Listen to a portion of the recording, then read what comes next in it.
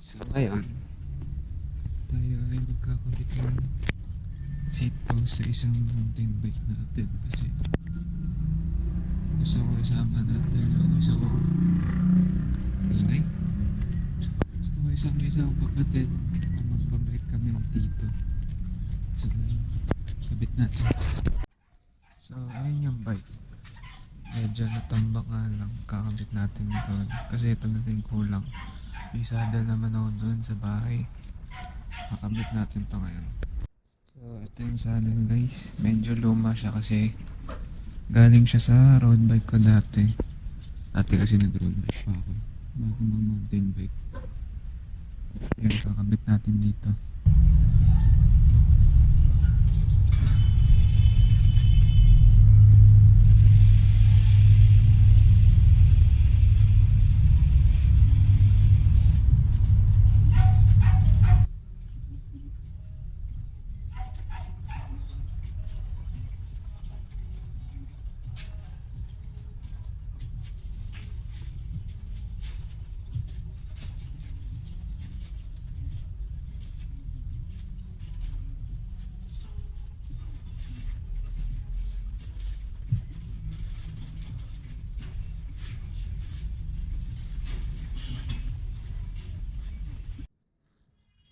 So, ito siya guys. Yung isang bike sa inyo akin. Ang gawin natin dito ngayon ay dilinisan ko na rin kasi ang dumi. Tagal na natambak. Ang dumi. Tapos wala na siyang back. Wala na siyang free wheel Nag-stuck na. Restore natin to para magamit ng kapatid natin.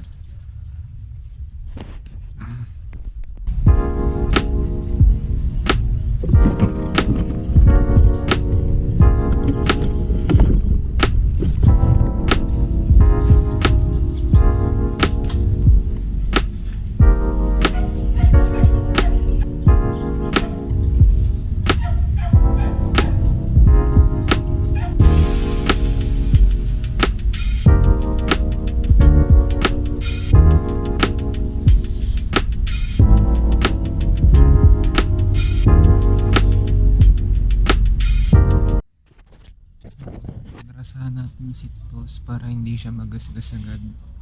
Tapos lalagyan naman natin ng lalagay pala natin yung seat post. Tapos lilinisan natin yung bike para malinis tignan. Dumi.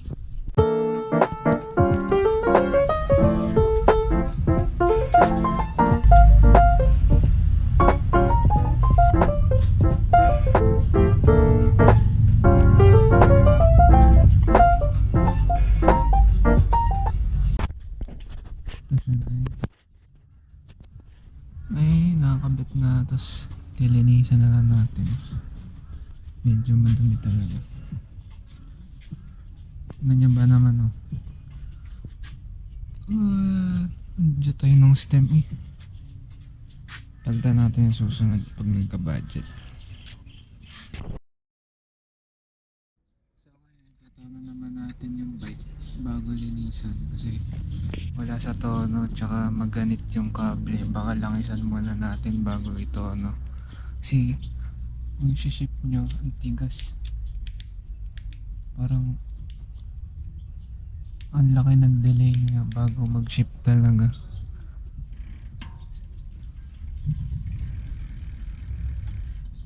Lilinisan rin natin yung preno kasi naulanan to.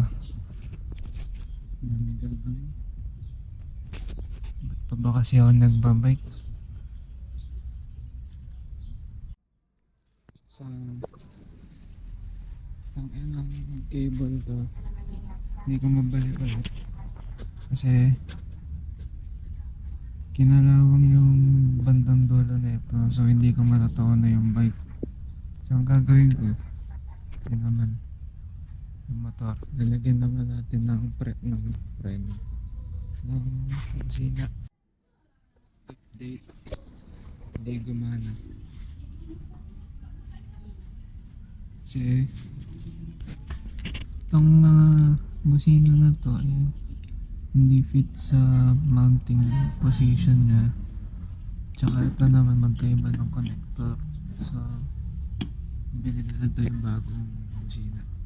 Kasi, mahirap walang busina rito sa probinsya. Basta na may maniningit.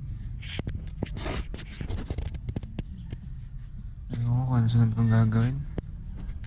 Update ko kaya guys mamaya. So ngayon, naglinis kami ng kotse. Siya, hi. At ito nilinis niya, to sa akin na to. Dapat ito lang talaga lilinisin, kaso siya, sabi niya gusto niya raw linisin to. Kaya yun, ito kami ngayon. Naglilinis ng kotse. Pero patapos na kasi. Tinulungan ko, madaya, nagpatulong. Vlog. Kasama ko to sa vlog ko, nag-vlog ako kanina eh. Ano, day in my life? Oo, parang ganun na. Oo ba naman oh, kanin gamit yan. Kimi yun. Bag niya yan. Anyways, ayun. Dalawang kotse na nililinis. Kala ko yung isa lang malilinis ngayon, naging dalawa. Ano sana? Ah, oh, sige, pwede na yun. yung ano pa, yung singit-singit sa loob pa nung kaya binuksan ko. Wait.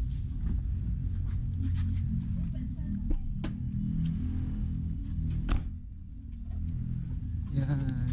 Turuan ka ngayon yan. Yan. Very good. Sige, yan. Oh. Pakita ko to kay Tino. Ganyan yan. Very good. Sige. Balikan ko kaya guys pag tapos na talaga dito. Yan, nagpupunas pa kasi siya eh. Quality inspection. Bagsak. Ang dami pang basa. Ayun o, yan o. May basa pa o. Wala na. Kanina meron pa sa may bubong eh. Tapos dito banda. Dito, ayun o, dito. Wala na ngayon. Yun yung important. Tapos na raw, sabi niya. So, ngayon, kakatas ko na maligo kasi hindi ko na natuloy doon gawa ng madilim na doon. Yun.